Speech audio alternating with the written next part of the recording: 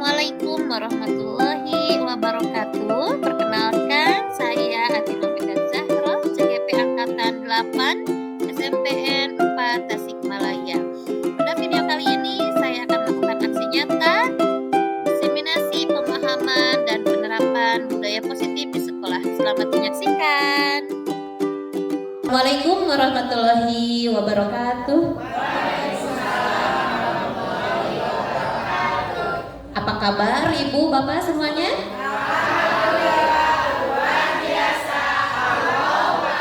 Masya Allah, semangat sekali ya. Mudah-mudahan semangat kita itu bisa nanti kita tularkan ke anak-anak didik kita ya Ibu ya. Ibu Bapak, terima kasih atas kehadirannya pada kesempatan kali ini. Saya sebagai calon guru penggerak kebetulan ada tugas ini diseminasikan pemahaman dan penerapan budaya positif di sekolah. Ya, oleh saya Ati Novita Zahra, CGP Angkatan 8, SMPN 4 Tasikmalaya. Bagaimana Ibu Bapak sudah siap? Terima kasih ya, semangat.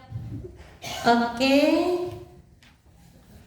Nih, ada pertanyaan pemantik dulu. Sebagaimana kita biasa ke siswa kita ya di kelas, itu selalu ada pertanyaan pemantik. Coba sekarang jawabannya setuju atau tidak ya? Pertanyaan pertama, pernyataan. Hukuman dapat mendisiplinkan anak. Setuju atau tidak? Wah, ada yang jawab setuju, ada yang jawab tidak. Coba Bapak yang menjawab setuju.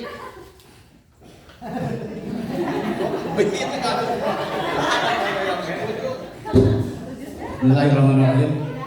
Saya mengatakan setuju karena dengan adanya hukuman, tetapi hukuman di sini bukan hukuman seperti kriminal ya atau preman, tetapi hukuman kepada siswa untuk agak gerak, jangan membiasakan perilaku yang tidak baik ya, atau kurang baik yang bukan tidak baik, kurang baik. Misalnya kalau anak yang sering kesiangan terus menerus, apakah hanya diberi disiplin saja, padahal itu sudah biasa, anak itu kesiangan seperti kelas E ya, kelas E yang minta itu, apakah dibiarkan terus menerus ya, dibiarkan terus menerus? Mungkin tapi ibu-ibu yang biasa yang tidak membiasakan atau kurang gerus terlibat anak-anak itu biasa, tetapi orang yang sudah biasa memberikan tadi dikatakan hukuman tadi itu mungkin perlu ya ada hukuman itu ya. Misalnya Taisal ya, kalau tidak salah ya, rasa itu apakah tersinggung sosial sampai sekarang itu belum ya, belum eling ya itu kalau betul, kalau dulu saya gampang ditangkap itu nah, kalau sekarang kan tidak boleh ya, tetapi mungkin dengan adanya bukan hukuman tapi digabung tadi biarkan ya, itu mungkin diberikan pelajaran akan membersihkan ruang kelas atau WC ya, itu apakah mungkin ya itu memerlukan hukuman itulah alasannya. Terima kasih. Sekarang satu lagi ke yang tidak setuju. Siapa tadi? Bapak Hendra. Baik. Silakan Bapak Hendra.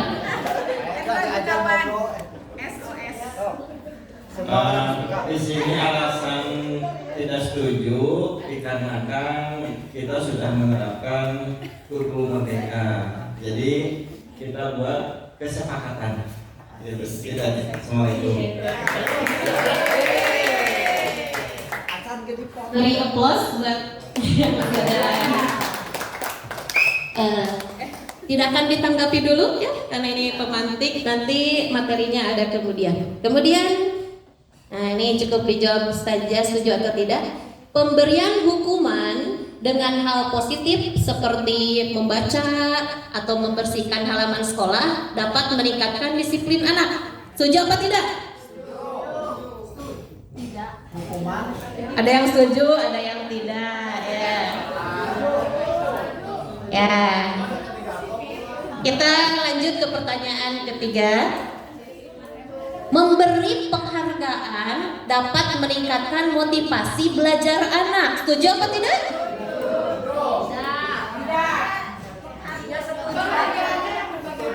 Cung yang setuju? Ada yang tidak setuju? Oke, sedikit aja ya, sedikit aja boleh yang tidak setuju, yang setuju. Yang setuju siapa tadi? Ya, semangat Bapak ya.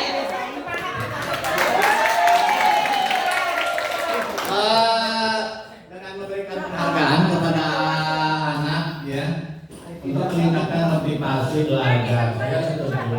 Karena saat memberikan penghargaan bukan hanya dengan berupa barang atau berupa uang itu, tetapi hadiah yang namanya itu mungkin dengan kata-kata ya bagus. Lu lebih cantik lagi kalau itu bisa gitu. Itu membangkitkan semangat anak ya gitu. Kalau membiasakan misalnya diberi permen atau diberi uang, besok nanti lagi saya tidak bawa uang bagaimana? Nah itu aja tentunya itu. Baik, terima kasih. Yang tidak setuju? Ada yang tidak setuju? Semua setuju berarti ya? Nah, apakah betul apa tidak nanti kita akan lihat ya. Baik, kita ke slide berikutnya. Nah ini jadi kurikulum Merdeka itu berdasarkan filosofi Ki Hajar Dewantara.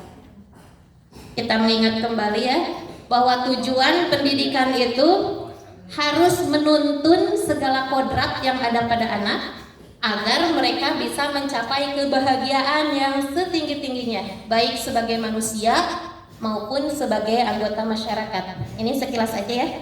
Kemudian pendidikan menghamba pada murid.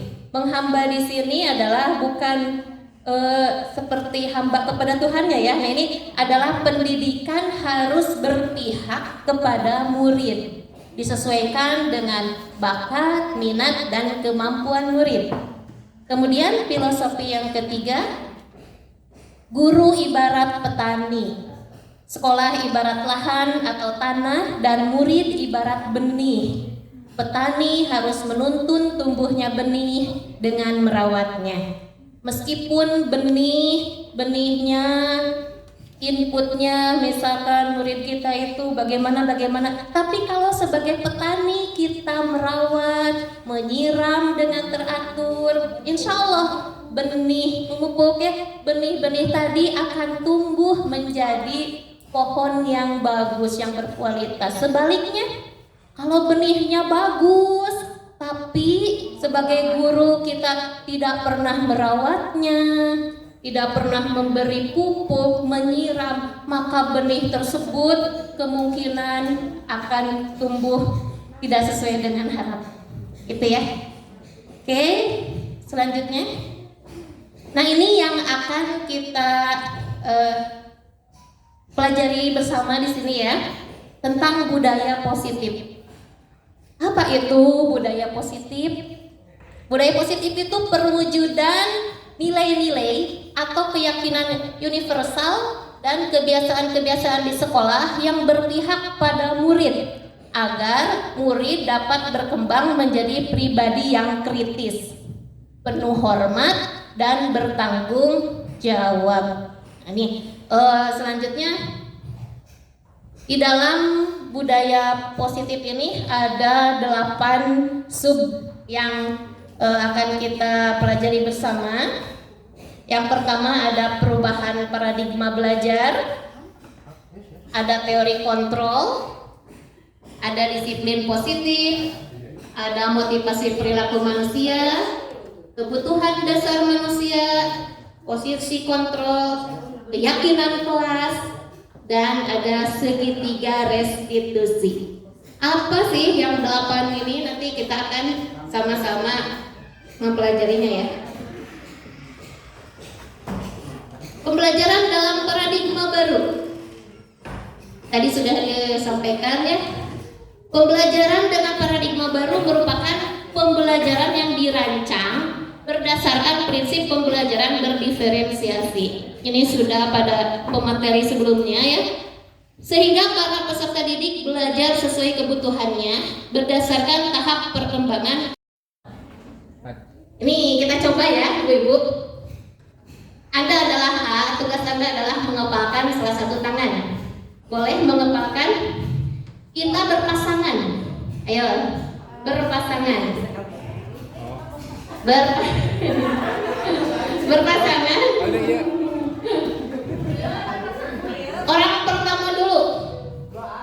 Orang pertama dulu yang mengepalkan tangan. Silakan kepalkan tangan. Kita ini sedang memegang sesuatu yang berharga yang kita miliki. Ya, berimajinasi. Teman yang satu lagi merayu,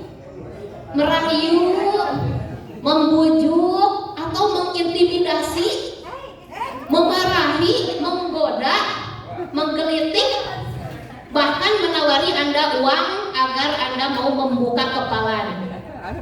Bagaimana reaksi Anda? Yuk kita berpasangan.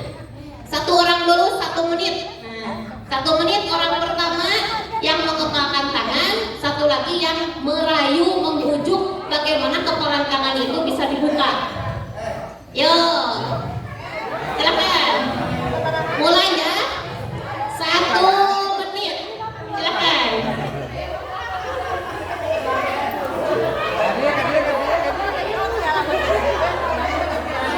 Ya, silakan.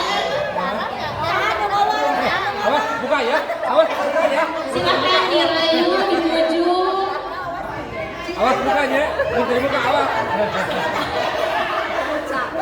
Merayu. Ya, dirayu, dibujuk supaya bisa membuka kepalan tangannya.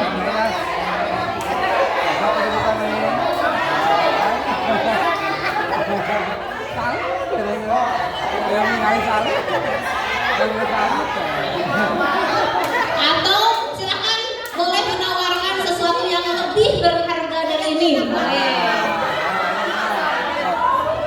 Ya.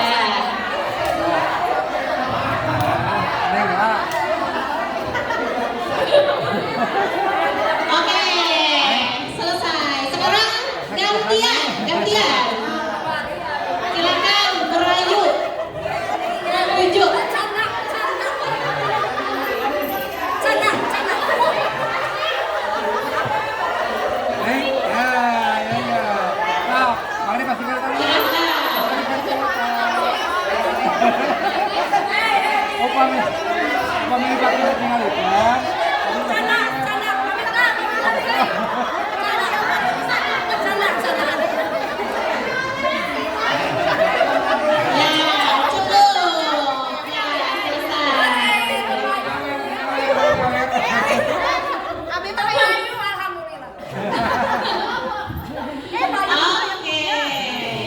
Pertanyaannya, apakah Anda membuka kepalan tangan? Mengapa? Apa alasannya? Siapa yang di sini yang membuka kepalan tangannya? Ada Pak Hendra. Kenapa membuka kepalan tangan? Nama Karayu. Ya, dikarenakan di ketek. Karayu pengen lama. Hipnotis. Ada yang menutup kepalan tangan? Oh, banyak. Apakah Anda menutup kepalan tangan? Siapa yang mau? Ya. Alasannya?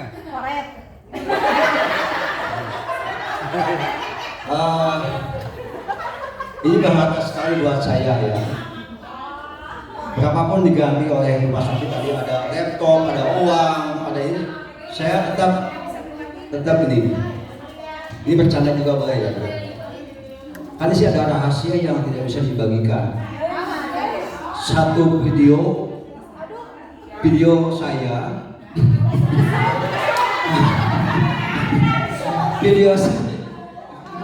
bercanda aja ya. Video saya kalau dikasih ke rumah sakit takut nanti disebarkan.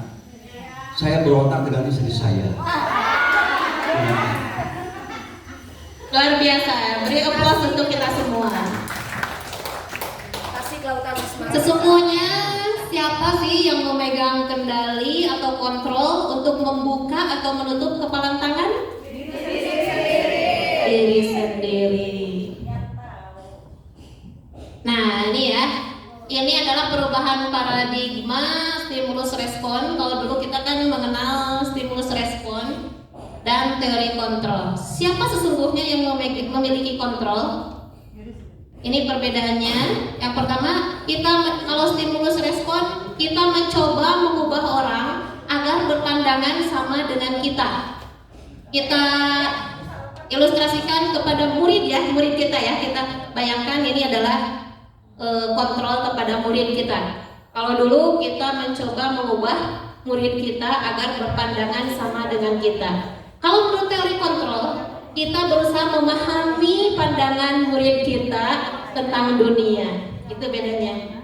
Yang kedua, perilaku buruk dilihat sebagai suatu kesalahan. Sedangkan menurut teori kontrol, semua perilaku memiliki tujuan. Ya.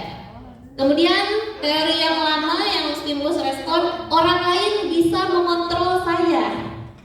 Sedangkan teori kontrol, hanya Anda yang bisa mengontrol diri Anda.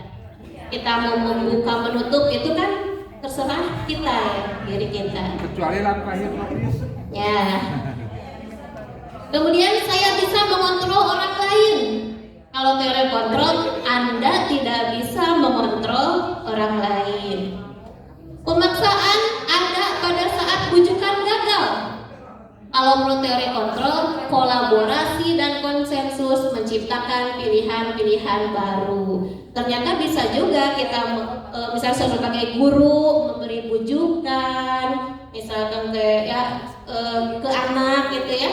Nanti anak akan membuka dirinya. Apakah dia mau dikontrol oleh ibu bapak guru ataukah tidak? Tapi tetap yang memegang adalah dirinya sendiri.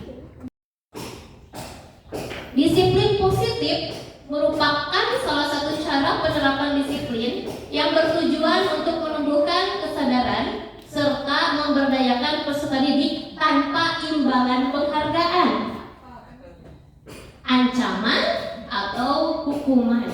Oke, terjawab tadi ya pertanyaan pemantik. Nah, sebagai pendidik, tujuan kita adalah menciptakan peserta didik yang memiliki disiplin diri sehingga mereka berperilaku mengacu pada nilai-nilai kebijakan universal dan memiliki motivasi intrinsik, yaitu motivasi dalam diri dan berperilaku ke arah yang lebih baik. Ini nilai kebajikan. Nilai-nilai kebajikan ada di profil pelajar Pancasila. Beriman, bertakwa, berakhlak mulia, berkebinekaan global, gotong royong, mandiri, kreatif, bernalar kritis. Ini ada 6. Ada banyak lagi nilai-nilai kebajikan. Ada dari BO Primary Years Program. Ada toleransi, rasa hormat, integritas, mandiri, menghargai, antusias, empati, pengetahuan, kreativitas, kerjasama, percaya diri, dan komitmen. Nanti kita akan menyepakati keyakinan kelas ya dengan nilai-nilai kebajikan ini. Ada keterampilan hidup, dapat dipercaya, lurus hati, pendengar yang aktif, tidak merendahkan orang lain, dan memberikan yang terbaik dari diri. Nah, ini nilai-nilai kebajikan ini yang diharapkan ada pada diri siswa kita ya. Nih, ada teori motivasi perilaku manusia. Yang pertama, ini motivasi eksternal. Itu untuk menghindari ketidaknyamanan atau hukuman. Contohnya, apa yang akan terjadi apabila saya tidak melakukannya? Atau contoh ini, Bu Ati sering datang jam 7 ke sekolah karena takut dihukum. Nah, karena kalau tidak datang jam 7 nanti ada sanksi ya. Nah itu motivasinya eksternal. Yang kedua masih motivasi eksternal, yaitu untuk mendapatkan imbalan dari orang lain atau institusi. Apa yang akan saya dapatkan apabila saya melakukannya? Bu Ati selalu datang tepat waktu karena ingin dipuji, ingin dihargai, ingin diapresiasi. Nah itu adalah motivasi internal. Yang paling bagus yang mana? Ini motivasi internal. Ini adalah tujuan disiplin positif. Itu untuk menghargai diri sendiri, menjadi insan sesuai harapan kita. Mau ada hukuman kah? Mau ada penghargaan? Mau tidak ada penghargaan? Mau tidak ada hukuman? Kita menghargai diri sendiri untuk bertanggung jawab, hadir tepat waktu, gitu ya. Bisa dipahami Ibu? Bapak? Alhamdulillah. Ini ada konsep disiplin dengan identitas gagal. Nah ini ada menjawab juga pertanyaan pemantik tadi. Hukuman itu sifatnya menyakitkan, tidak nyaman, membuat takut, tidak jujur, rendah diri, menyembunyikan kesalahan, ya. Sedangkan penghargaan tidak efektif, mematikan kreativitas, menghukum dengan ranking, merampas hak menghargai dirinya, ya, merampas hak untuk menghargai dirinya. Jadi ternyata penghargaan dan hukuman itu tidak direkomendasikan ya Bu dalam kurikulum Merdeka ini. Ketika kita memberi sesuatu ke seorang anak, misal, siapa yang bisa menjawab pertanyaan Ibu? Cung. Misal, aku Bu. Ya, betul jawabannya. Nih Ibu punya hadiah nih, permen. Nah, itu kan penghargaan ya. Itu kurang efektif karena efeknya jangka panjangnya mungkin ke teman-teman yang lain. Kasihan kan? Aduh, si Ibu mah hari abis udah pengen permen wae. Misalkan ya, misalkan, kok dia terus sih yang mendapatkan penghargaan. Nah, lukisannya bagus karena warna kamu menyusun warnanya bagus, kemudian penempatannya bagus, harus digitukan. Jadi anak-anak yang lain tidak merasa tidak mematikan kreativitas gitu ya. Jadi tahu, oh ternyata Ibu bilang bagus itu karena ini gitu ya. Jelas alasannya. Oke, kita lanjut saja. Kemudian konsep disiplin positif.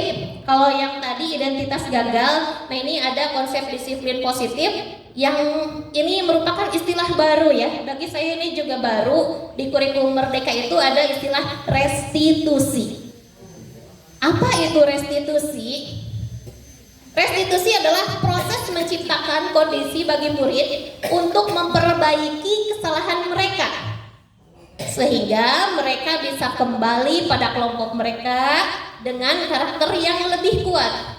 Restitusi juga merupakan proses kolaboratif yang mengajarkan murid untuk mencari solusi untuk masalah mereka dan membantu murid berpikir tentang orang seperti apa yang dia inginkan gitu ya. Ini perbedaan hukuman, konsekuensi dan restitusi tadi. Ternyata selain hukuman, restitusi, ada juga konsekuensi. Hukuman itu cirinya tidak terencana, tiba-tiba. Murid tidak tahu apa yang akan terjadi atau tidak dilibatkan dalam membuat hukuman tersebut, misalnya bersifat satu arah, terus berupa hukuman fisik atau psikis. Jadi bisa verbal, ya, bisa fisik atau psikis, atau bisa verbal dan non verbal hukuman itu ya. Nah ini tiba-tiba hukuman. Ati datang terlambat. Kenapa kamu terlambat? Ayo, sit up 10 kali. Itu kan tiba-tiba ya, anak shock gitu ya. Dan tidak ada hubungannya kenapa datang terlambat kok harus sit up atau push up gitu ya. Sedangkan konsekuensi itu terencana, disepakati sesuai peraturan. Kalau datang terlambat, konsekuensinya apa? Ada, dan itu biasanya dibuat bersama. Jadi si anak mengetahui konsekuensinya apa. Tapi murid juga tetap dibuat tidak nyaman. Tapi untuk sementara. Anak menghargai disiplin dan tanggung jawab. Nah ini ya mungkin tadi perbedaan hukuman dan konsekuensi. Sanksi artinya tadi kalau kata Pak Maman disanksi itu bisa saja asal sanksinya itu merupakan konsekuensi gitu. Jadi ada hubungannya. Misalkan ada disepakati tidak mengerjakan tugas, konsekuensinya apa? Itu disepakati dulu dari awal ya. Kalau restitusi, proses menciptakan kondisi bagi murid untuk memperbaiki kesalahannya. Dan nih murid udah tahu kita salah. Lalu apa nak yang dapat kita perbaiki ke depannya supaya tidak seperti ini lagi? Kata anak kan menjawab, oh saya harus misal telat. Nak, kamu telat, tanyakan dulu alasannya. Kenapa telat? Dijawab bagaimana? Oh kira-kira nih apa yang bisa kamu lakukan agar besok tidak telat lagi. Nah, jadi anak diberikan diciptakan kondisi bagi murid untuk memperbaiki kesalahannya. Kemudian proses kolaboratif yang mengajarkan murid untuk mencari sendiri ya. Coba nih, hukuman atau konsekuensi? Jawab ya. Tuh, mencatat 100 kali di buku kalimat saya tidak akan terlambat lagi karena terlambat ke sekolah. Itu hukuman atau konsekuensi? Hukuman. Betul ya, hukuman. Lari mengelilingi lapangan basket 2 kali karena terlambat hadir di sekolah. Hukuman atau konsekuensi? Hukuman. Masya Allah ya. Alhamdulillah berarti sudah paham ya tadi.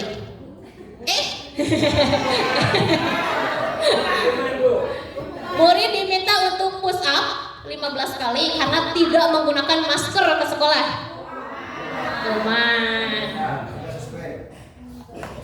Selanjutnya menggantikan kertas tugas teman yang telah dicoret-coret. Kenapa disebut konsekuensi? Karena sesuai dengan apa yang dia coret-coret tadi. Menggantikan perbuatan anak tersebut bertanggung jawab si anaknya disesuaikan dengan pelanggaran yang ada. Ya. Ada pelanggarannya kan telah mencoret-coret kertas, maka konsekuensinya harus menggantikan ya.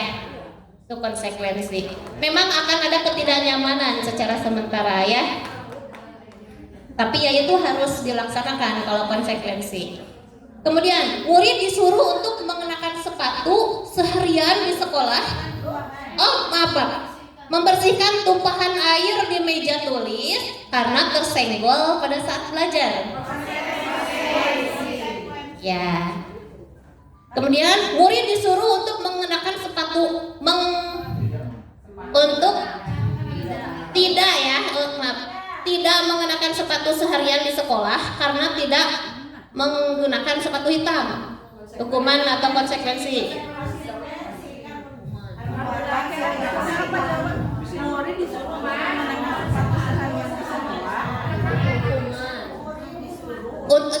Ini kayaknya ada yang terlewat ya. Harusnya murid disuruh untuk meninggalkan, melepas, menanggalkan. Ya itu salah. Makanya kemungkinan ini salah ketik ya. menanggalkan sepatu seharian karena tidak mengenakan sepatu hitam. Hukuman atau konsekuensi? Bagaimana, ada yang mau konsekuensi? Kita coba cek ya. Ini adalah hukuman karena ada fisik, jadi nanti kakinya kalau nggak pakai sepatu gimana ya, kasihan. Nanti kecugak bahasa Sunda ya. Kemudian lari mengelilingi lapangan basket 2 kali karena terlambat 10 menit untuk pelajaran PJOK.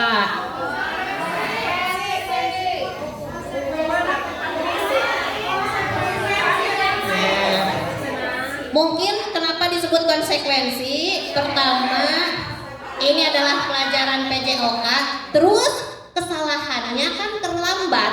Terlambat kan berarti larinya kurang cepat. Nah, itu bisa ya. Tapi kalau misal kesalahannya tidak mengerjakan tugas PJOK, lalu disuruh mengelilingi lapangan, itu kurang ya. Itu hukuman juga. Iya, nah itu ya, betul. Oke, terima kasih, kita lanjut. Keyakinan kelas. Nah, ini mungkin nanti wali kelas bisa menerapkan ya. Bisa menerapkan di kelas kepada anak-anaknya, yaitu tentang keyakinan kelas. Untuk terbentuknya budaya positif di sekolah atau di dalam kelas, maka yang perlu disepakati adalah keyakinan-keyakinan atau prinsip-prinsip dasar bersama di antara warga sekolah atau kelas. Keyakinan kelas menjadi cara efektif untuk mendisiplinkan murid ketimbang peraturan kelas. Hal ini karena seorang akan lebih tergerak dan bersemangat untuk menjalankan keyakinannya daripada hanya sekedar mengikuti serangkaian peraturan. Di keyakinan kelas ini dibuat bersama-sama dengan anak didik kita. Contoh sebagai wali kelas, misalkan kita datang pas pelajaran sekarang ya, awal tahun pelajaran baru, anak-anak yuk kita membuat keyakinan kelas. Pengen apa sih kalian kelas ini? Harapannya di kelas ini pengen apa? Nah, ngelihatnya di nilai-nilai kebajikan tadi. Apakah kita ingin sesama kita saling menghargai? Itu anak-anak yang mengajukan pendapat ya. Ibu, saya pengen di kelas ini itu saling menghargai. Oke, catat dulu. Ibu, saya pengen yang minjem pulpen itu harus dikembalikan, misalkan ya. Catat. Nanti kan ada tanggung jawab dan sebagainya. Itu keyakinan kelas. Nih, ciri keyakinan kelas lebih bersifat abstrak dari peraturan, melibatkan semua warga kelas, dibuat dalam bentuk positif sesuai dengan kondisi kelas, singkat, padat, mudah diingat. Kalau tadi ada kesepakatan, nah ini keyakinan ya. Kalau kesepakatan kelas itu nanti kita ini aja dulu ya. Nah, nanti akan terlihat perbedaannya.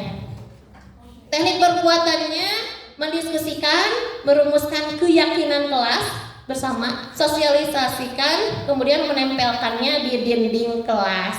Jadi kalau kesepakatan kelas itu tadi nanti di tiap guru mapel bisa ya, misalkan. Sekarang kita kesepakatan kelasnya apa, datang tepat waktu, apa. Kalau keyakinan kelas ini berisi nilai-nilai kebajikan. Jadi misal kelas ini disiplin, tempel tuh di dinding. Disiplin sehingga anak-anak mengingat. Biasanya kalau ini dibuatnya bersama wali kelas ya. Terus misalkan tanggung jawab. Nah, kelas 9A misal, keyakinan kelasnya dipampang nih di dinding apa aja gitu ya. Nanti wali kelas atau guru yang lain bisa saling mengingatkan kepada anak tentang keyakinan kelasnya.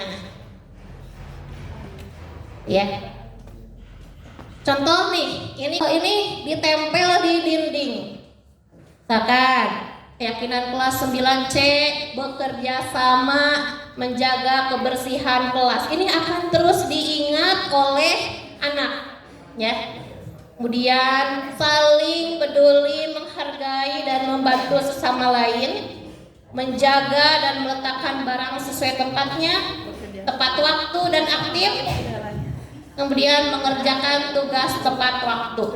Bisa ya, seperti ini, bebas lah ya. Atau mungkin nilai-nilai kebajikannya saja. Misal keyakinan kelas 9C. 1. Disiplin. 2.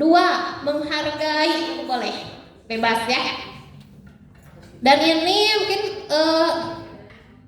diupayakan ada di kelas, ditempel. Di anak-anak akan selalu mengingat keyakinan kelas mereka. Nih, keyakinan kelas 9J.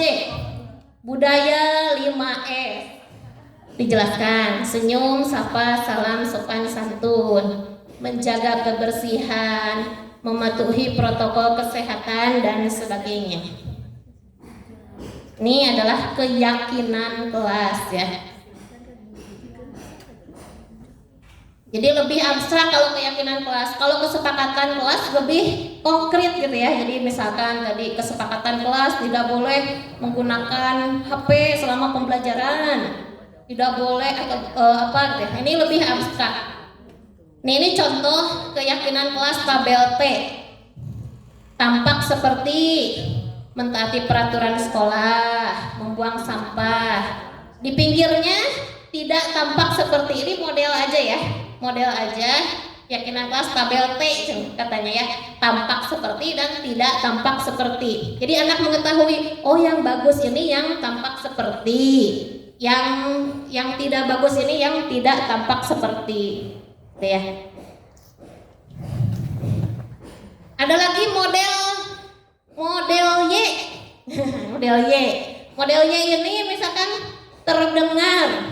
Jadi keyakinan kelas kita itu ada kata-kata selamat siang Bapak, izin masuk ruangan, maaf bila bisa minta tolong ke teman misalkan ya, terima kasih ya, boleh saya bantu.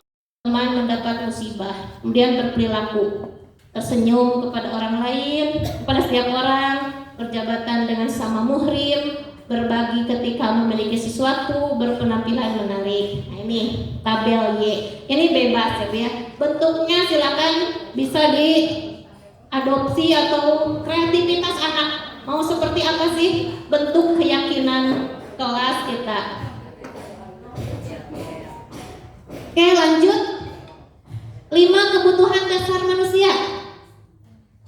Bertahan hidup, rasa kasih sayang dan rasa diterima, penguasaan, kebebasan dan kesenangan. Ini kalau kita ke murid ya, contohkan ke murid.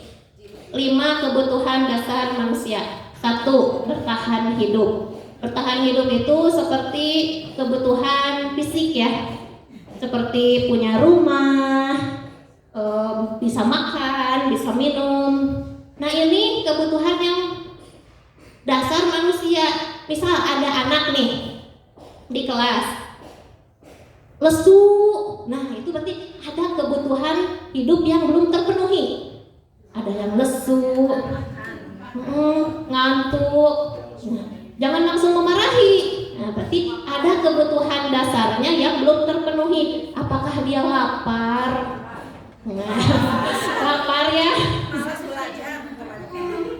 Kemudian itu yang bertahan hidup. Kasih sayang dan rasa diterima. Nah, misalnya dia kurang kasih sayang atau apa, karena kan terdampak juga. Ada yang kurang kasih sayang?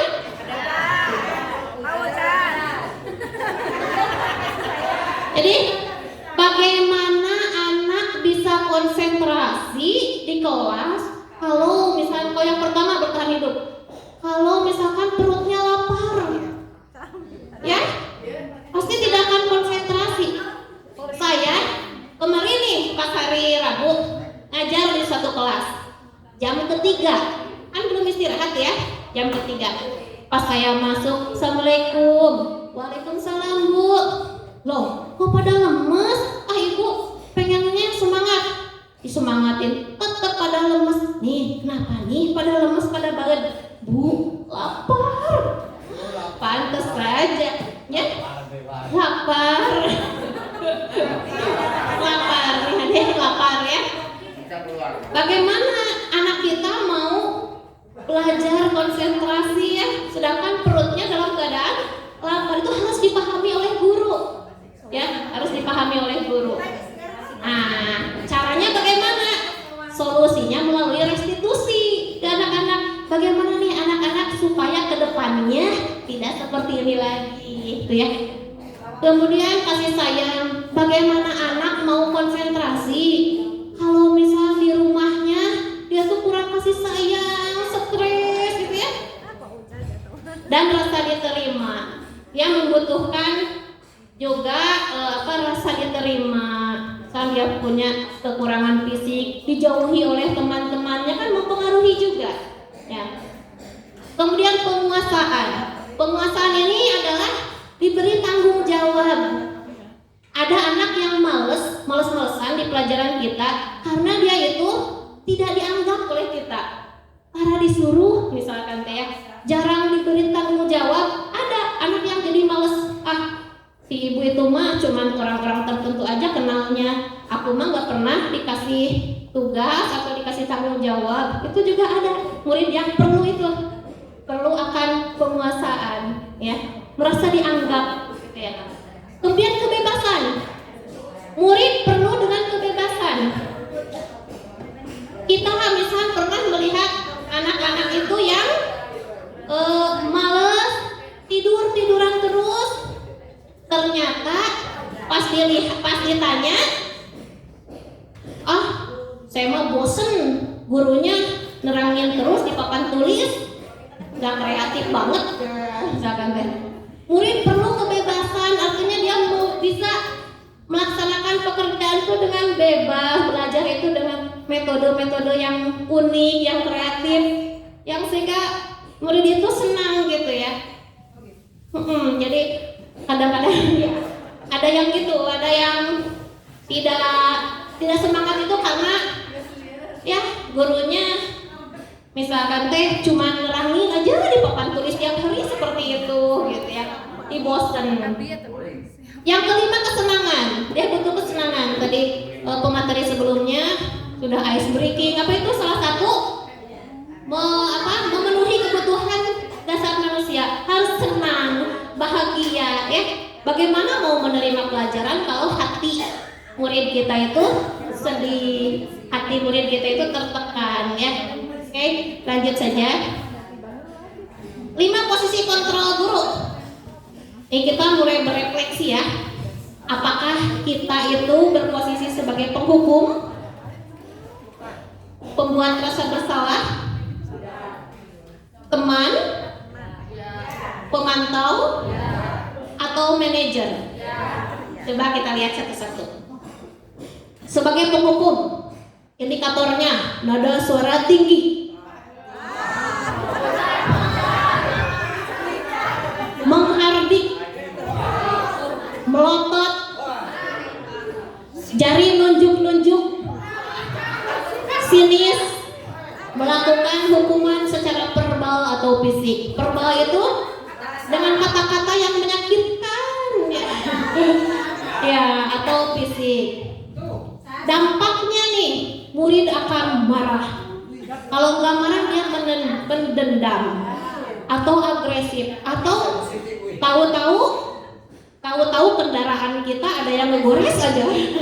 Itu anak bisa seperti itu kalau kita selalu menghukum dia.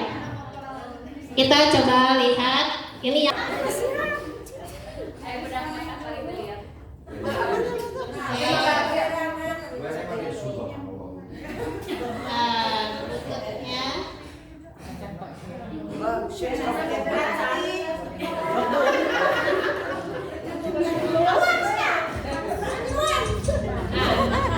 ini penghukum.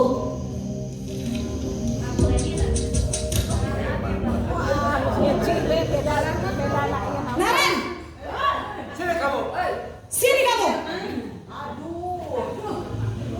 Selamat pagi Bu.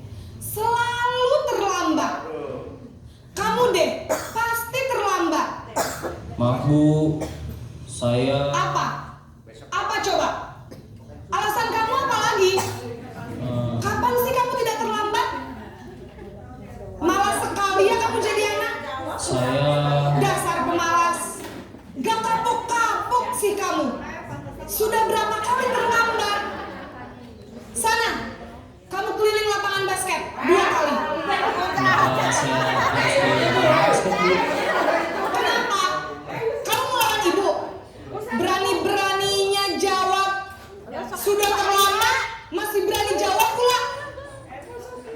Sekarang keliling lapangan basket 5 kali sekalian, biar kapok. Cepat, pergi sana ke lapangan basket. Posisi penghukum biasa. Itu posisi penghukum. Ada yang seperti itu? Ada ya. Sekarang posisi pembuat merasa bersalah. Kalau ini yang di kantornya, nada suara memelas, halus, sedih, merapat ke anak dan merapat. Murid merasa bersalah dan merasa diri gagal, tidak bisa membahagiakan orang lain. Paham ya? Bagaimana posisi membuat merasa bersalah?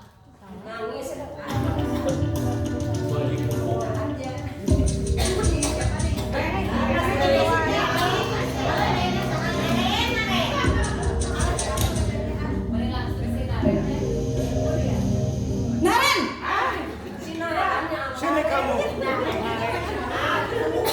Selamat pagi Bu.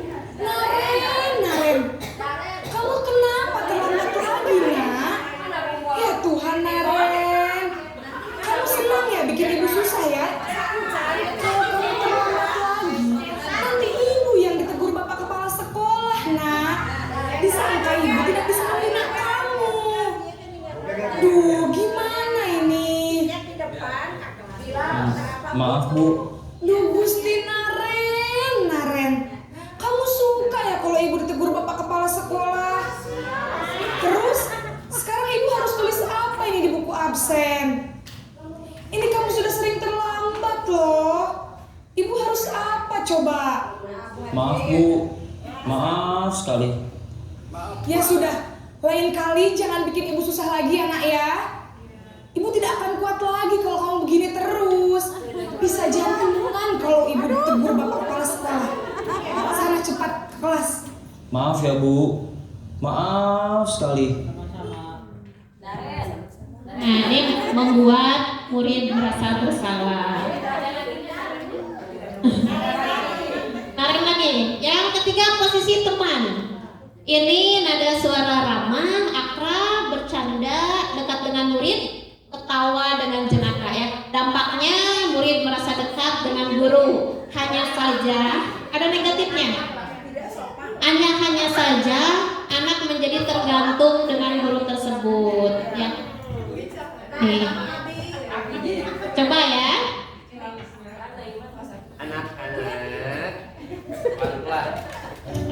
Posisi teman.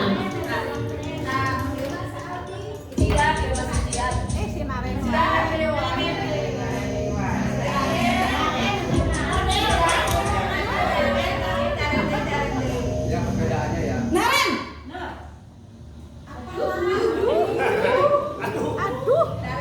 Selamat pagi Bu. wah, sudah jam berapa ini nak? Terlambat lagi ya sayang. Iya Bu. Habis ibu saya lupa bangunkan saya Bu. Kamu malah menyalahkan ibu kamu. Kamu bukannya anak yang larinya paling kencang.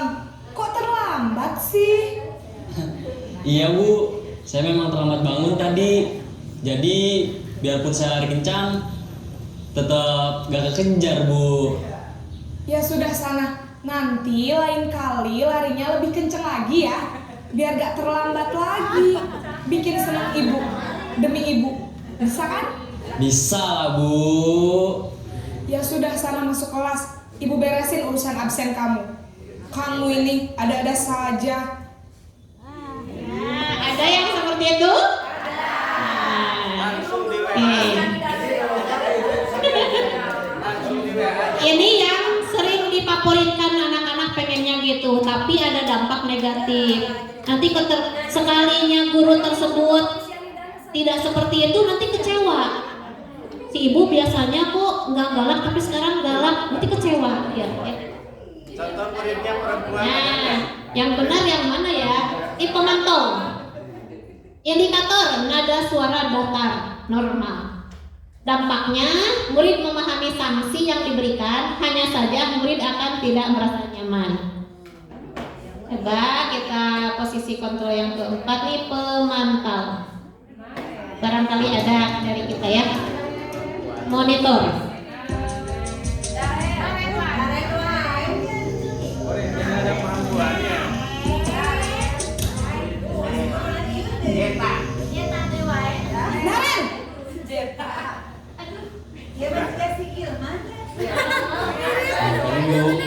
Naren, apa peraturan sekolah kita tentang jam berapa kita harus masuk sekolah, nak?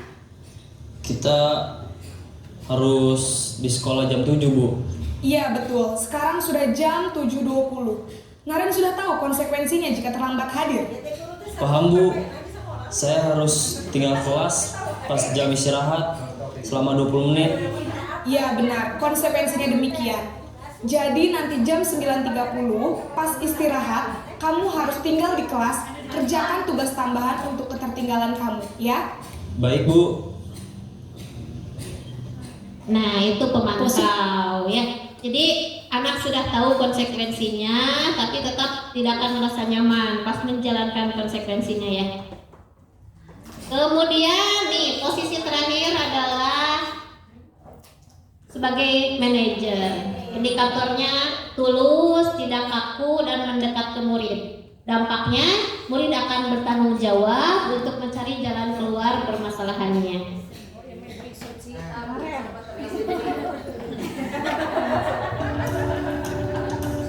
Nah, perhatikan.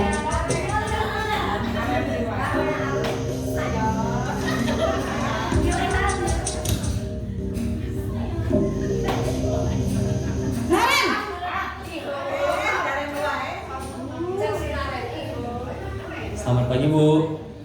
Selamat pagi, Naren. Maaf, Bu. Saya terlambat. Iya, sekolah masuknya jam 7, sekarang sudah jam 7.20. Jadi sekarang bagaimana ini, Naren? Maaf, Bu. Saya lupa setel alarm saya semalam. Baiklah, menurut kamu, keyakinan sekolah yang mana yang perlu kamu tingkatkan? Menghargai diri sendiri dan orang lain mungkin ya, Bu. Setuju. Jadi, apakah Naren meyakini prinsip saling menghormati tersebut? Iya, Bu. Saya meyakininya. Apakah Naren bersedia memperbaiki masalah keterlambatan ini? Bersedia, Bu. Bagaimana kamu akan perbaiki masalah keterlambatan ini? Saya akan coba untuk tidak lupa menyetel alarm saya, Bu. Baik, kalau Naren lupa menyetel alarm di rumah, ada orang yang kira-kira bisa bantu mengingatkan tidak? Ada, Bu. Kakak saya, Kak Ema. Ada lagi selain Kak Ema? Selain Kak Ema, ada ibu saya. Baik, jadi yang mengingatkan Naren adalah Kak Ema dan ibu kamu ya? Kira-kira akan mulai setel alarm kapan nih, Naren? Setelah pulang sekolah, akan segera saya lakukan. Baik, jadi Naren akan setel alarm untuk bangun besok pagi dan akan diingatkan oleh kakak dan ibunda Naren ya. Ada lagi yang mungkin perlu dilakukan, Naren? Agar tidak terlambat bangun lagi. Tidak ada, Bu. Baik, Naren. Terima kasih untuk kerjasama kamu. Sekarang kamu perlu kembali ke kelas untuk belajar. Baik, Bu. Terima kasih. Posisi manajer. Nah, kira-kira nih yang paling bagus itu posisi kontrol sebagai apa? Manajer ya. Ya, diharapkan itu adalah posisi manajer ya. Oke. Nanti mah jangan sinis ya. Manajer. Sekarang segitiga. Yang pertama menstabilkan identitas. Kemudian validasi tindakan yang salah, Yang ketiga, menanyakan keyakinan. Nah, ini segitiga restitusi yang menstabilkan identitas. Yang bawah, kita sebagai guru mengatakan kata-kata seperti ini. Di bawah, setiap orang pasti pernah melakukan kesalahan. Ketika ada anak yang bersalah lalu menghadap ke kita perlu terlebih dahulu menstabilkan identitas anak. Ya, yang tadinya mungkin identitas gagal menuju identitas positif ya. Setiap orang pasti pernah melakukan kesalahan. Atau wajar, setiap orang pasti melakukan kesalahan. Kemudian kamu bukan satu-satunya yang pernah melakukan ini kok.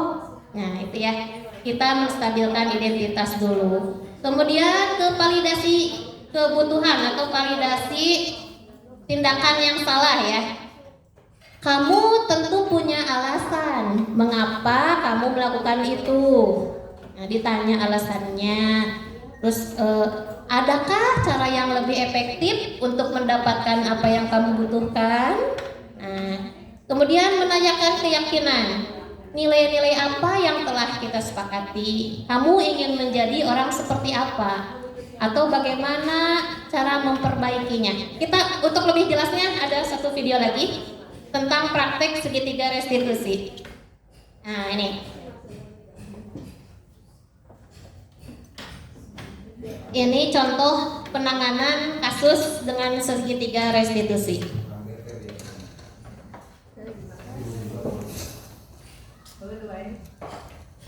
Siang Sarah. Siang Pak. Sudah lama gak ketemu Sarah. Kenapa hari ini ada di sini? Kesel Pak, kesel banget. Masa aku dikatain tukang fitnah Pak? Ya aku marah lah. Aku balik ngatain Eka di depan kelas. Kesel banget. Oh begitu. Ya pasti kamu marah dan kesal. Bapak juga akan marah apabila ada yang menuduh Bapak seperti itu. Kemudian pada saat itu kamu mau melakukan apa? Ya saya langsung ngatain Eka lah Pak. Kesel banget. Saya bentak-bentak dia depan teman-teman lain. Oh begitu. Pasti kamu melakukan seperti itu karena suatu alasan tertentu bukan? Iyalah, masa saya diam saja Pak? Ya saya bela diri lah. Masa saya dituduh tukang fitnah? Ya wajar lah. Mempertahankan harga diri itu sesuatu yang penting buat kamu. Untung kamu tidak bertindak lebih gegabah lagi. Hanya membentak-bentak. Iya Pak. Untung saya masih bersabar dan hanya membentak saja. Sudah gemes padahal, saya pasti bela diri lah. Ya pasti ya. Tapi kamu memilih untuk tetap bertahan dan bersabar. Kamu memilih untuk tidak berbuat lebih parah lagi bukan? Iya. Nah, sekarang coba kita lihat lagi tindakan kamu yang bentak-bentak Eka di kelas. Tindakan kamu itu kira-kira sesuai dengan keyakinan kelas atau prinsip kamu tidak? Enggak lah Pak. Capek Pak jadi pemarah. Jadi keyakinan atau prinsip mana yang kurang sesuai dengan keinginan kamu? Ya, saya sebenarnya sangat menghargai orang lain. Mungkin saat itu saya menjadi emosi, jadi tidak menunjukkan sikap itu. Kamu meyakini tidak? Menghargai orang lain itu penting buat kamu. Yakinlah Pak. Iya, setuju. Kita harus saling menghargai. Namun, ada juga keyakinan yang kita sepakati yang perlu kita jalankan apabila kita sedang marah, bukan? Ya, saya bisa lebih proaktif, mulai dengan diri sendiri. Saya bisa jadi lebih bersabar, mengambil waktu jeda untuk berpikir mau apa selanjutnya. Kira-kira kamu bersedia memperbaiki masalah ini tidak? Bersedia Pak. Kalau kamu memperbaiki masalah ini, kamu akan menjadi orang seperti apa? Saya akan menjadi orang yang bertanggung jawab kali ya Pak. Dan senantiasa proaktif. Iya, menurut kamu bagaimana rasanya menjadi orang seperti itu? Ya nyaman lah, bangga bisa bersabar dan menahan diri. Baiklah kalau begitu. Yuk kita pikirkan bagaimana memperbaiki masalah ini. Iya, itu salah satu contoh segitiga restitusi ya Ibu. Bagaimana Ibu, Bapak bisa dipahami? Terima kasih. salam dan bahagia. Demikian ya. Terima kasih. Sebelum kita mengakhiri, mungkin ada 1 atau 2 ibu bapak guru yang mau memberi refleksi atau tanggapan dari apa yang tadi disampaikan. Mangga, berkenan. Ada? Oke. Kasih. Assalamualaikum warahmatullahi wabarakatuh. Terima kasih Bu Ati atas penjelasannya. Insya Allah semua yang akan dipaparkan oleh Ibu Ati itu sudah dilaksanakan oleh kita ya, Insya Allah. Ya, yang betul. Dari mulai tadi cara menghadapi anak secara 1, 2, 3 sampai terakhir menjadi manajer itu juga sudah dilaksanakan. Mungkin semua guru sudah, tapi yang paling sudah dilaksanakan oleh saya sendiri sudah dilaksanakan semuanya. Mulai dari yang pertama sampai menjadi seorang manajer. Kebetulan di kelas Ibu Ati sendiri ya. Sampai yang terakhir sampai betul ke anak-anak. Bager, kasep, sok, gitu kan ibu kerjakan. Sampai seperti itu. Tadi tetap mungkin kembali ke anaknya. Insya Allah apa yang dipaparkan semua guru SMA Negeri 4 Tasikmalaya sudah melaksanakannya. Tapi itu tadi kembali lagi kepada kita. Alhamdulillah apa yang saya rasakan mungkin dirasakan juga oleh semua. Sudah kejadian ke kelasnya, kelas Bu Ati, kelas Ibu Yani. Jadi memang harus adanya kerjasama antara sekolah dengan orang tua juga, dengan di rumahnya. Kadang-kadang kita di sekolah sudah mempush anak-anak sesuai dengan apa yang diarahkan pada kurikulum mereka sekarang ini. Tapi lihat lagi nih keadaan di rumahnya seperti apa. Jadi kita tidak bisa langsung untuk lebih ini lagi. Jadi insya Allah apa yang dipaparkan insya Allah dengan guru SMP 4 sudah dilaksanakan. Tapi ada yang berhasil, ada yang mungkin sedang berjalan sedikit-sedikit. Tapi kadang gagal juga karena memang kita sedang belajar. Mungkin saja dari pemaparan ini. Tadi yang dipaparkan Ibu Ati, kadang kita diskusi lagi dengan anak dekat. Ada nggak anak seperti itu? Bisa menjawab seperti itu. Jadi kebanyakannya teori dengan apa yang kita lakukan, kita rasakan itu tidak sejalan. Tapi kita tetap berusaha untuk lebih baik anak-anak. Kemudian keluar dari SMA Negeri 4 khususnya itu akan lebih baik dari yang sebelumnya. Itu saja mungkin. Terima kasih. Assalamualaikum warahmatullahi wabarakatuh. Waalaikumsalam ya. Dan memang saya juga merasakan ya ketika tadi lihat video itu kayaknya kok yang di video itu anaknya cerdas-cerdas gitu ya. Disuruh membuat solusi, dia menjawab. Kenyataannya kalau di sekolah kita kan kadang anak dipanggil tuh diem. Solusi yang ditawarkan apa, diem anak tuh ya, sehingga ya agak susah untuk menerapkan konsep restitusi tadi ya. Tapi mudah-mudahan ya pelan-pelan kita bisa memperbaiki keadaan ini ya. Ada lagi? Satu lagi? Baik. Satu lagi.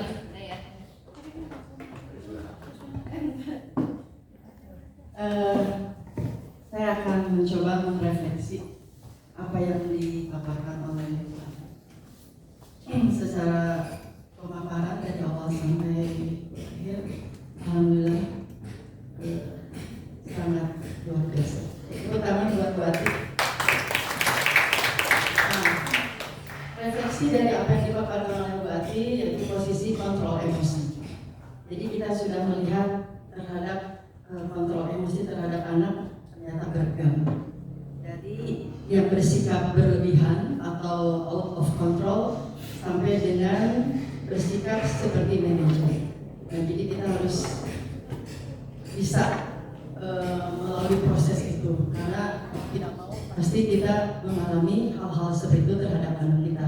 Cuma kita harus memilih mana yang terbaik karena kalau dalam kurikulum merdeka belajar dan menuju merdeka mengajar, kita harus penuh dengan sentuhan kasih sayang, tapi tidak harus secara berlebihan, tapi yang baik dan bisa menyentuh hati anak tersebut sehingga ada solusi yang tepat. Terima kasih. Wassalamualaikum warahmatullahi wabarakatuh.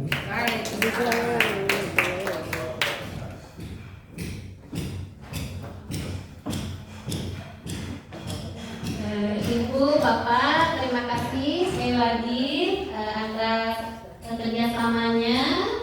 Mudah-mudahan ini juga memberi motivasi kepada saya pribadi, tentunya ini yang sedang belajar nih ya, menjadi calon guru penggerak gitu ya. Terus belajar lagi. Semoga saya secara pribadi bisa memperbaiki kualitas mengajar saya, bisa memperbaiki pelayanan kepada murid juga ibu-ibu semua ya, bisa memperbaiki layanan kepada murid, memperbaiki hubungan dengan murid ya. Demikian Ibu Bapak, sekali lagi terima kasih atas perhatiannya. Mohon maaf apabila dalam diseminasi ini banyak kekurangan. Saya tutup aja. Billahi taufiq wal hidayah. Wassalamualaikum warahmatullahi wabarakatuh. Terima kasih Ibu Ati yang begitu gamblang memberikan ilmu kepada kita, mudah-mudahan menjadi ilmu yang bermanfaat bagi kita. Bapak dan Ibu, kalau Bapak dan Ibu ingin lebih jauh tentang disiplin positif ya memang ini atau apa namanya Ibu Bapak bisa dibuka di PMM. Di sana ada disiplin positif dan yang lain-lainnya juga ya tentang apa namanya hukuman restitusi dan sebagainya ada di PMM. Disilahkan untuk dibuka karena kemarin kata Pak Haji Cecep ya itu akan nge-link ke SKP kita. Jadi tetap dari mulai sekarang kita mencoba untuk membuka kembali PMM-nya ya, membuka kembali PMM-nya. Demikian, aplaus sekali lagi untuk Ibu Ati, terima kasih ilmunya. Bapak dan Ibu, kita tutup untuk sesi pertama. Kita kesini lagi jam 13 ya, karena ada satu materi lagi dari Ibu Yani ditambah dengan pembuatan ATP. Demikian, disilakan. Nasi sudah ada. Terus belajar lagi. Semoga saya secara pribadi bisa memperbaiki kualitas mengajar saya, bisa memperbaiki pelayanan kepada murid juga ibu-ibu semua ya, bisa memperbaiki layanan kepada murid, memperbaiki hubungan dengan murid ya. Demikian Ibu Bapak, sekali lagi terima kasih atas perhatiannya. Mohon maaf apabila dalam diseminasi ini banyak kekurangan.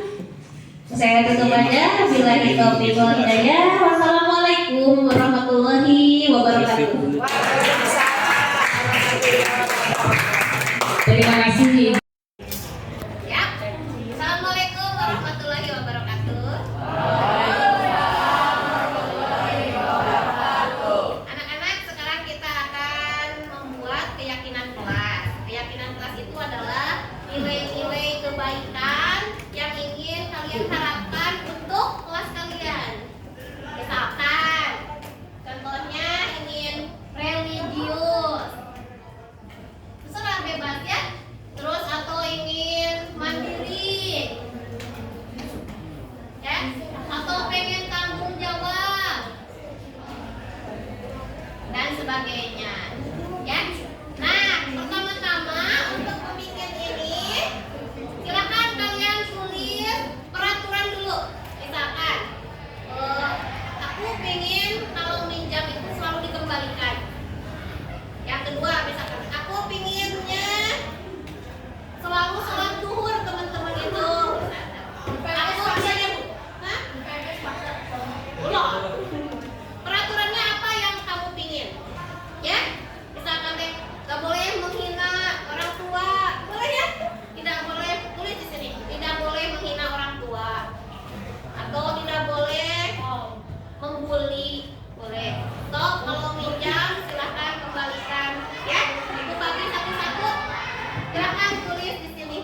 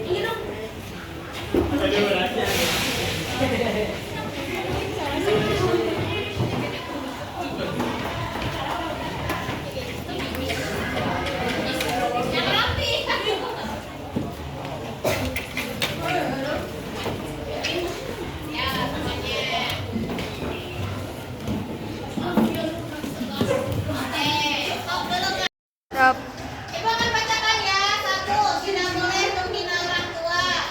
Nah, kita pisah-pisah dulu. Kelas selalu bersih. Oke. Tidak saling mengejek. Dan ingin kelas bersih. Nah, di sini tidak saling mengejek. Stop bullying. Ya. Stop bullying.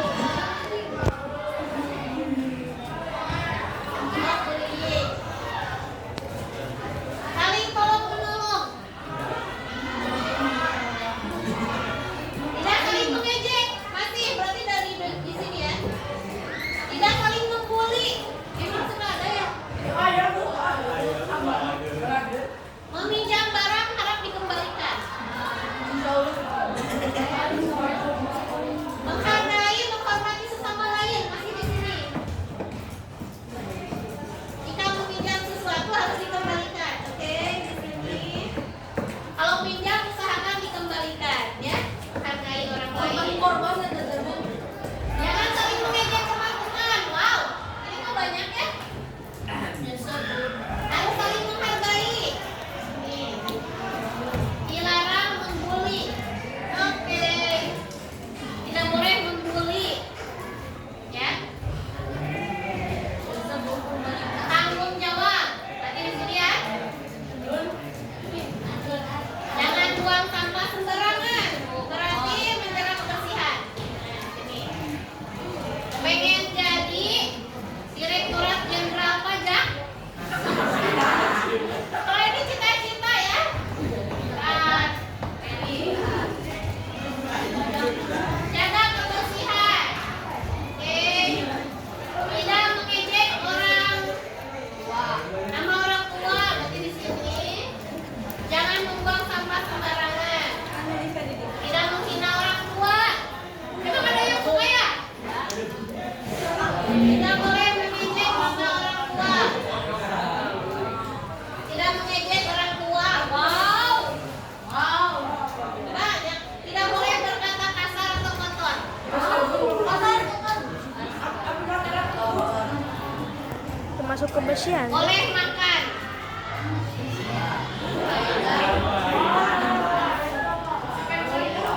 Tanggung jawab. Semua siswa wajib sholat zuhur kecuali PMS. Oke. Kalau minjam pensil, pulpen harus dikembalikan. Oke. Berarti ada beberapa poin